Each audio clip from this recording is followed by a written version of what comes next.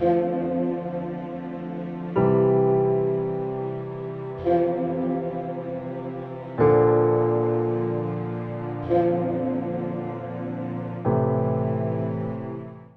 لیے آج کی تلاوت اشعیاء نبی کا صحیفہ، اس کا 66واں باب 10ویں آیت سے 14ویں آیت تک۔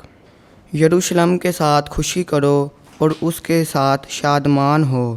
تم سب جو اس سے محبت رکھتے ہو اس کے ساتھ بڑی شادمانی کرو، تم سب جو اس پر نوحہ کرتے ہو تاکہ تم چوسو اور اس کے تسلی دہ پستانوں سے سیر ہو، اور دودھ دوہو اور اس کے شربت کے پستانوں سے حظ اٹھاؤ، کیونکہ خداوند فرماتا ہے، دیکھ میں سلامتی کو دریا کی مانند اور قوموں کی شوکت کو لبریز ندی کی طرح اس کی طرف رواں کروں گا، تب تم چوسو گے اور گود میں اٹھائے جاؤ گے اور گھٹنوں پر تم سے لاڈ کیا جائے گا، اس کی طرح جس کی ماں اسے تسلی دیتی ہے،